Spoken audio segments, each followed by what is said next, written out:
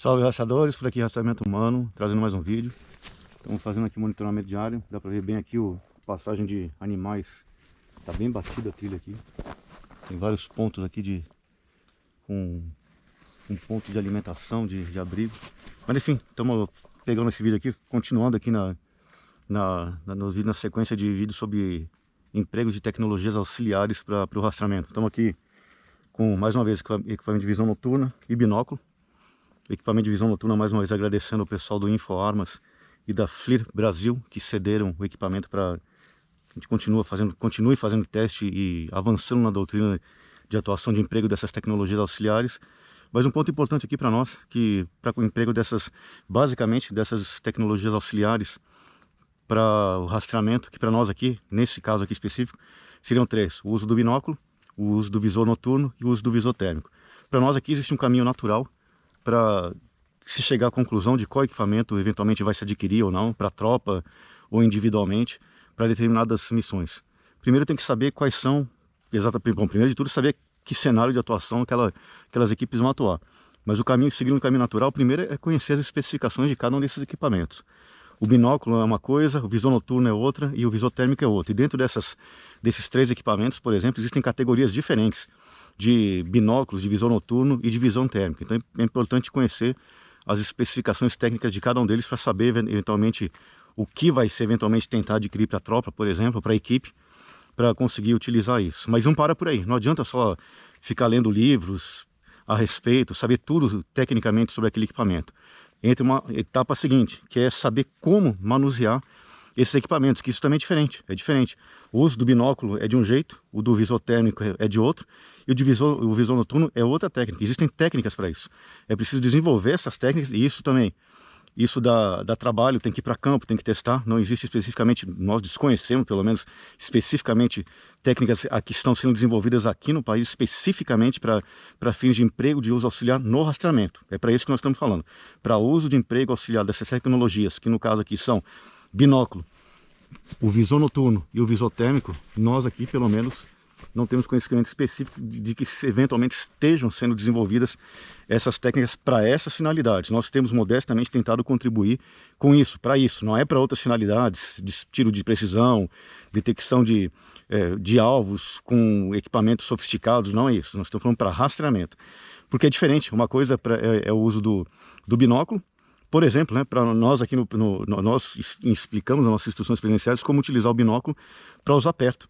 Geralmente, aqui no país, pelo menos, em regra, se usa o binóculo para olhar longe. E obviamente o binóculo é para isso, mas nós explicamos como utilizar o binóculo para perto, inclusive para essas regiões aqui, de área bem fechada, como utilizar o binóculo para áreas fechadas e perto. Isso são técnicas de perseguidores de animais que são outros perseguidores de animais profissionais utilizam fora do país, é muito comum, mas aqui no país, como tudo é proibido também, acaba que nós, pelo menos, não conhecemos pessoas que estão desenvolvendo, por exemplo, o uso do binóculo para uso perto, com técnicas específicas que nós só divulgamos nas instruções presenciais. Da mesma forma, o visor noturno é diferente também. É diferente, o visor noturno, por exemplo, é diferente daqueles que eventualmente, equipes que usam em ambientes urbanos. Nós não vamos entrar em detalhes aqui, porque, mais uma vez, porque envolve direitos autorais, pesquisa, trabalho, e outro porque muitos temas são sensíveis e nós não tratamos aqui. Mas, por exemplo, o pessoal que é rastreador experiente sabe disso, no ambiente urbano, para usar um visor noturno, realmente ele traz muito mais facilidades. Não vamos entrar em detalhes por quê, o pessoal vai saber o porquê, diferente de áreas remotas como essa. É um fator principal, basicamente, pelo menos dos visores noturnos, dos de primeira geração, os de segunda ou terceira divisão noturno já tem uma mitigação em relação a isso, mas o pessoal, não vamos falar aqui abertamente, mas o pessoal que é rastreador experiente sabe disso. Em ambiente urbano tem um fator essencial que ajuda muito o visor noturno, não vamos entrar em detalhe nisso aqui. Já em ambiente rural, por exemplo, em área fechada, não tem esse fator auxiliar que facilita no uso urbano. Então é diferente no uso urbano, na área rural. E o visor térmico também, que é diferente do binóculo e de visor noturno.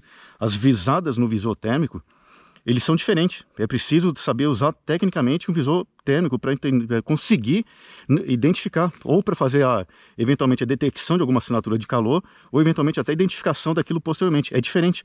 Portanto, é diferente fazer o vasculhamento com um binóculo, é diferente fazer o vasculhamento com visor noturno e é diferente fazer o vasculhamento com visor térmico. Não adianta, por exemplo, chegar numa missão e dar esses equipamentos para alguém sem que ele esteja instruído. Para nós aqui chega a ser até perigoso, porque se colocar uma pessoa inexperiente para fazer o vasculhamento para fins de rastreamento do binóculo, visão noturna, visotérmico, isso pode ser perigoso, porque a pessoa pode eventualmente não detectar o que precisa ser detectado e eventualmente sinalizar que a área está limpa e eventualmente ou descartar aquela área, porque eventualmente não detectou alguma coisa que poderia ser detectada, ou pior, né, eventualmente sinalizar que a equipe pode progredir e avançando para uma situação de perigo. Portanto, isso chega a ser perigoso. E terceiro para nós é a empregabilidade em campo, que é outra coisa também. Uma coisa é fazer testes em área urbana, em ambientes controlados, outra coisa é vir para cá. Ambiente, por exemplo, como esse aqui, né? Ambiente fechado, encharcado, lameado, aqui na nossa região é bastante molhado. É diferente, porque junto disso, junto do emprego desses equipamentos, o rastreador vai ter que estar progredindo nessa área. Isso tudo envolve desgastes físicos, confortos, suportar essa situação de desconforto nesses ambientes, envolve tudo. Portanto, para nós são o caminho natural primeiro, entender tecnicamente quais são as empregabilidades daquele equipamento, a ficha técnica dele, o envelope dele. Mas não basta ficar só nisso, não adianta ter tudo na cabeça o que aquele equipamento faz, se não souber como utilizar. Daí vem o segundo passo, que é desenvolver as técnicas de rastreamento com base nessas especificações técnicas do equipamento, que é diferente. Tem especificação técnica, daí tem que desenvolver as técnicas de rastreamento com base nessas especificações técnicas. Daí vem o terceiro, que é treinar. É ir para campo, é isso, é se expor e ir para campo toda hora, ir lá treinar, aqui funciona, não funciona, vou progredir aqui.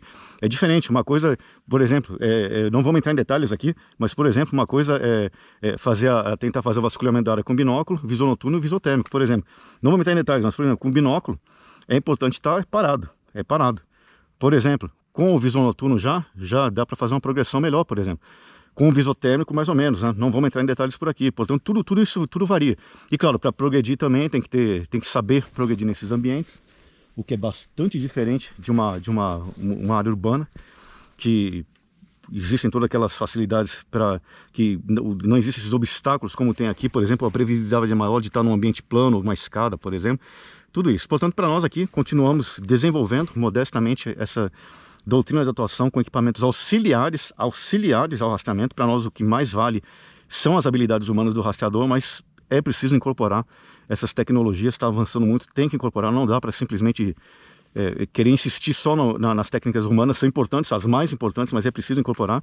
Mas existem procedimentos, um caminho a ser seguido para isso, que só se consegue, portanto, para nós, nosso entendimento, se consegue um uso mais adequado, mais seguro e mais eficaz, sabendo seguir essas etapas. Primeiro, conhecendo as especificações técnicas. Segundo, desenvolvendo as técnicas de uso, de empregabilidade desses equipamentos com base na ficha técnica dele. E terceiro, campo. Nada substitui a experiência de campo. Tem que ir em campo e testar para ver se realmente aquilo que a ficha técnica diz que fazia, as técnicas que estão sendo treinadas, ver se elas são validadas. Só se consegue isso treinando em campo, indo para campo, treinando, que é o terceiro passo. Esse, portanto, é mais vídeo do rastreamento humano. Fiquem todos com Deus, fiquem seguros, longa vida à República.